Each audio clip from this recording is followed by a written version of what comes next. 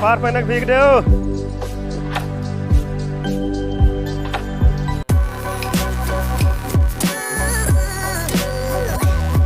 Good morning यारो, और स्वागत है आपका आज के एक और नए वीडियो में। तो क्या हाल है यारो? तो अभी सवेरे के 9 बज चुके हैं और आज के वीडियो थोड़ा अलग, डिफरेंट और इंटरेस्टिंग होने वाला है, क्योंकि आज का जो वीडियो होने वाला है वो थारू ट्राइब्स कल्चर पे होने वाला है। जैसा कि पता है, मानसून आ चुका है और इस समय जो धान की बैठौनी स्टार्ट होने वाली है, हम लोगों ने बिया गिरा चुका है। जहाँ बवारी बोनी तो वहाँ बवारी बो चुके हैं, लेकिन जैसे धान की बैठौनी बैठाने से पहले हम लोग बैलों की पूजा करते हैं। तो जैसे कल सोमवार हो जाएगा तो सोमवार को पूजा हो जाएगी, लेकिन उससे एक दिन पहले हम लोग भीख मांगते हैं बैलों के लिए। अपने जब गांव से निकलेंगे, गांव जिसके घर में गांव में बैल होते हैं, जो भूसा वूसा खिलाते हैं बैलों को, उनकी पूजा की जाती है। तो संडे के दिन जाते हैं, अपने गांव से जाएंगे दूसरे गांव में भीख मांगे। भीख मांग के वो जो चावल हो गया, दाल हो गया, गेहूँ हो गया, वो जो मिलेगा ना, उससे बेचेंगे। वहाँ से प्रसाद लेके आएंगे। प्रसाद में कुछ जो भी कुछ होता है, जैसे पूजा में जो सामान लगता है, उसको लेके आएंगे और अगली सुबह प्रसाद तैयार किया जाएगा, फिर बैलों को खिलाया जाएगा। उसके बाद बैलों से काम लिया जाएगा, वरना आज कोई काम नहीं होगा। कल पूजा करने के बाद जो भी काम किया जाएगा, मतलब खेत जोतना बैलों से, तो पूजा करने के बाद किया जाएगा। तो चलो, कुछ सामान लगता है भीख मांगने के लिए, जिसे बोला जाता है फार और पैना का भीख। तो ये पैना हो गया और एक फार हो गया, और एक नाधा होता है जो हल और जोठा में बांधा जाता है। तो उससे भी इसे बांधा जाएगा इसमें, और इसी से हम लोग जाएंगे मांगने के लिए। घर घर जाएंगे और मांगेंगे फार पैनक भीख दो। तो चलो, इसे फटाफट तैयार करते हैं। जैसे ये फार हो गया, ये पैना हो गया ये वाला, और हमको एक रस्सी चाहिए बांधने के लिए, तो ये रस्सी हो गया। चलो, इसे फटाफट तैयार करते हैं मजबूती के साथ और निकलते हैं। और अभी भी कंटिन्यू बारिश हो चुका है, और अभी जिस साइड में हम लोग जाएंगे भीख मांगने के लिए, 3 नदियाँ पड़ेंगे। 3 नदियों में बाढ़ है, तो बाढ़ थोड़ा कम हो चुका है, इतना पानी है घुटने तक, लेकिन उसमें निकल जाएंगे। गाड़ी जाएगी नहीं, साइकिल लेके जाएंगे। तो चलो, इसे फटाफट बांधते हैं, तैयार करते हैं और फिर पहुंचते हैं भीख मांगने के लिए। दूसरे को करना क्या है, जैसे ये हो गया तो इसे मजबूती के साथ बांधना है ताकि ये खुले ना।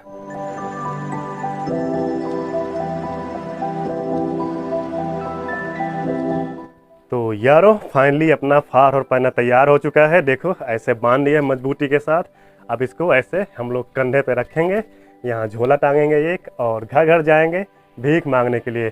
तो आओ चलते हैं और घर घर भीख मांगते हैं यारो।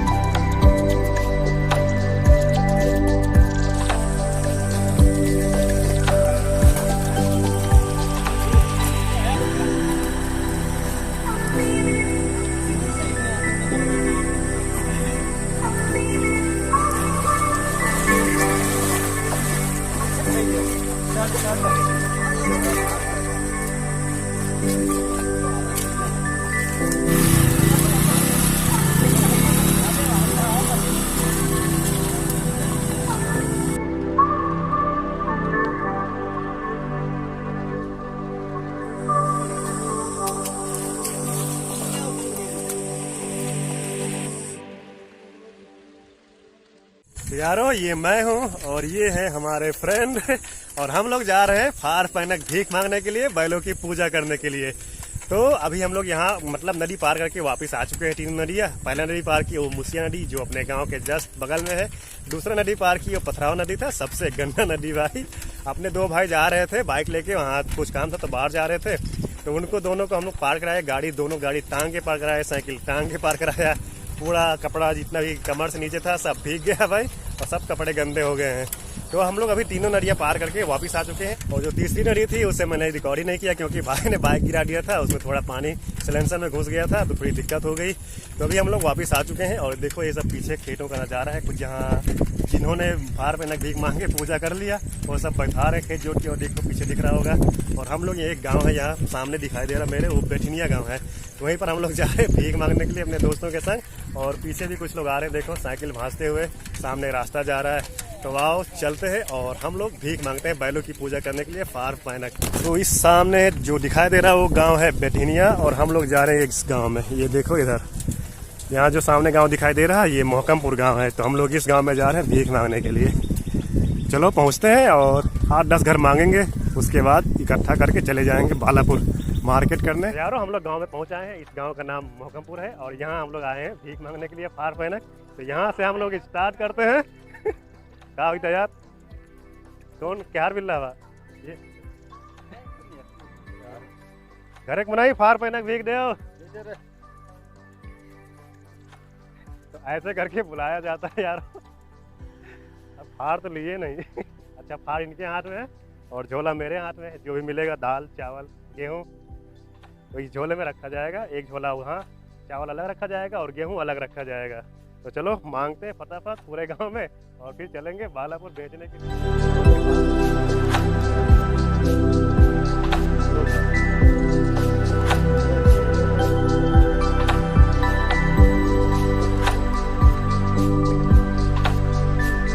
तो पहला गाड़ी स्टार्ट हो चुका है, यहाँ से मांगना स्टार्ट हो चुकी है और अब चलते हैं आगे। ऐसे करके हम लोगों को पूरे गांव में मांगना है और मांगने के बाद यहाँ से हम लोग चलेंगे। तो आओ चलते हैं।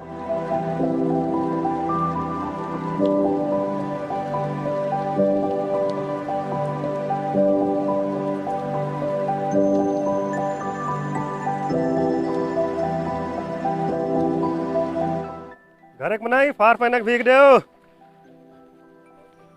और दूर से आयल थी सोनगढ़ा से।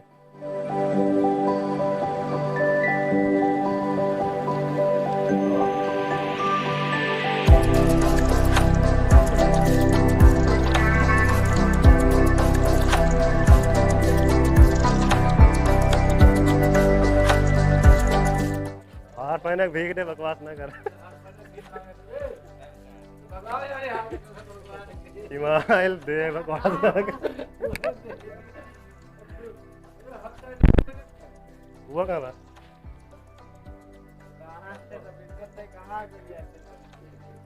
नमस्ते हुआ।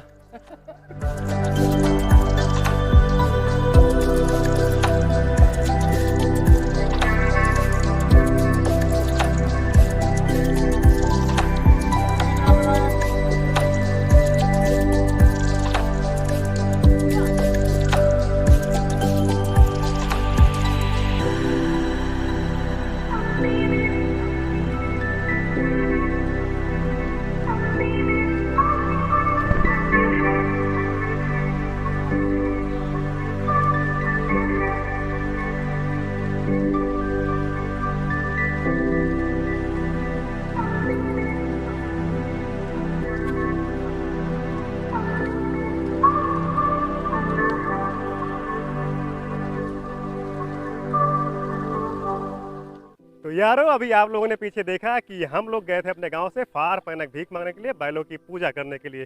तो हम लोग जिस गांव में गए थे फार पैनक भीख मांगने के लिए, उस गांव का नाम मोहकमपुर है। बोला था बेठिनिया मांगेंगे, लेकिन उस गांव के जस्ट बगल में हम लोग गए थे मोहकमपुर गांव में भीख मांगने के लिए।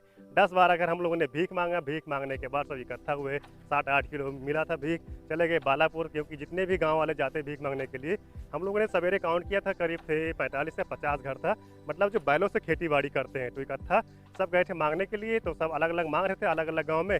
तो सब मांगने के बाद बालापुर इकट्ठा हुए। वहाँ पर सब जितना भी हम लोगों ने मांगा था, चाहे चावल हो, चाहे दाल हो, चाहे गेहूँ है, इकट्ठा करते फिर एक बनिया के पास बेच देते हैं। बेचने के बाद जो पैसा मिलता है उससे पूजा का सामान खरीदा जाता है।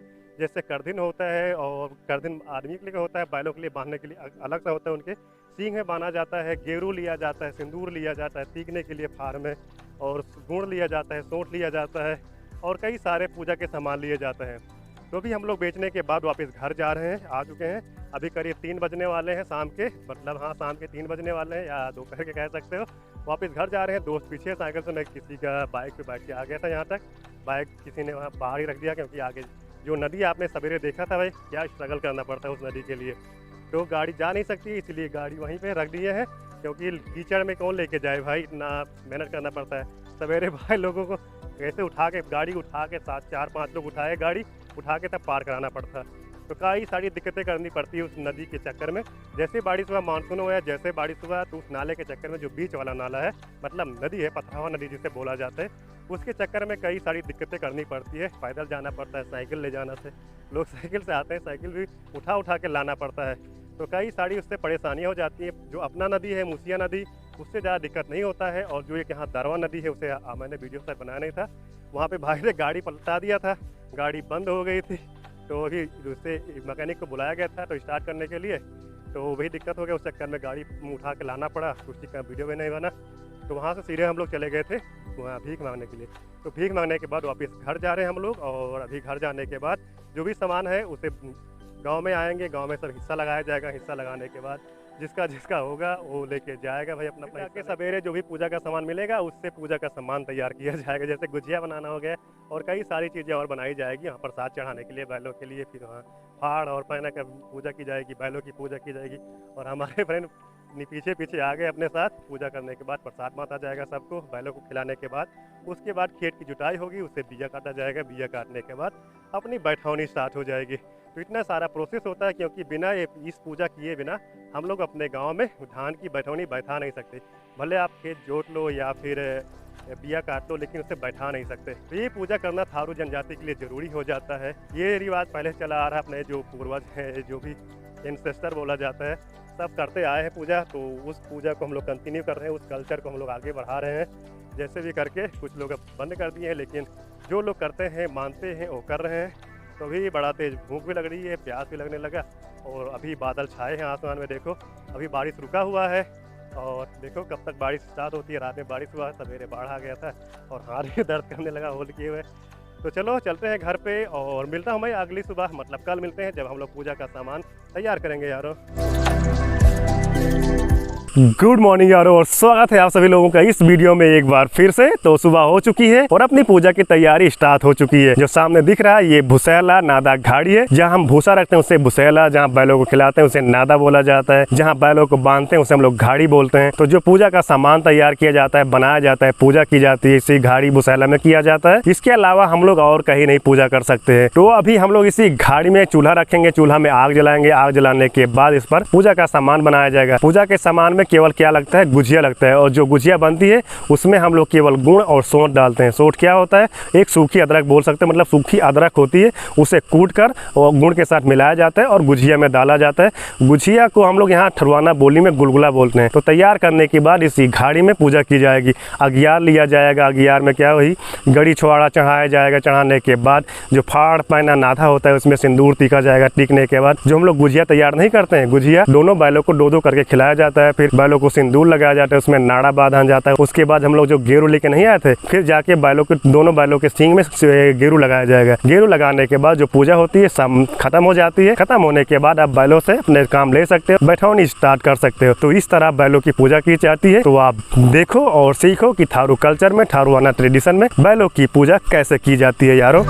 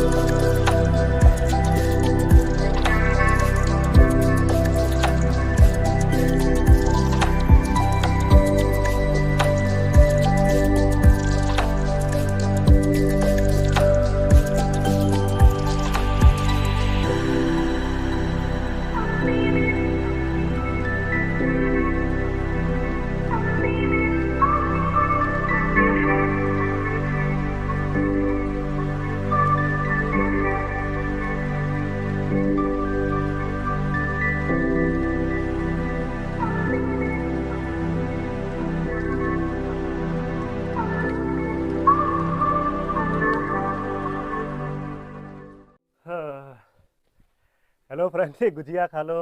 तो अभी आप सब लोगों ने देखा थारू कल्चर, थारू ट्रेडिशन। हम लोग कल गए थे भीख मांगने के लिए, फार पैनक बैलों की पूजा करने के लिए। तो कल भीख मांगने के बाद घर आ गए थे, और जो भीख मांगने के बाद जो भी चावल गेहूं मिला उससे मार्केट में बेच दिया। बेचने के बाद जो पैसे मिले से पूजा का सामान खरीदा। पूजा का सामान गांव लेके आए। गांव में सब जो गए थे, मतलब 45-50 घर थे, सबके लिए हिस्सा लगाया गया। पूजा का सामान अपने घर ले आए। फिर सोमवार को पूजा की जाती है, मतलब अगली सुबह पूजा की जाती है। तो पूजा में गुजिया बनाया जाता है। गुजिया में गुड़ डाला जाता है, सौंठ डाला जाता है, गरी छुहारा भी डाल सकते हो। बनने के बाद जो फार और पैना होता है ना, उसकी पूजा की जाती है। वहाँ पे सिंदूर लगाया जाता है, अगियार लिया जाता है। और जो गुजिया बनता है, दो ये मरौनी का जो पत्ता होता है उसमें रख के बैलों को खिलाया जाता है। खिलाने के बाद सिंदूर लगाओ, नारा बांधो, और गेरू होता है ना, गेरू सींग में लगाया जाता है। उसके बाद बैलों की पूजा खत्म हो जाती है। तो जैसे अभी तो बैलों की पूजा खत्म हो चुकी, तो आज से आप खेत की जुताई और बिया की बैठौनी बैठा सकते हो, स्टार्ट कर सकते हो। तो इस तरह थारू कल्चर में बैलों की पूजा की जाती है। तो आप लोगों को अगर थारूवाना कल्चर, थारू ट्रेडिशन, बैलों की पूजा, फार पैनक भीख, ये सब देख के मज़ा आया हो तो वीडियो को लाइक शेयर करो, चैनल सब्सक्राइब करो।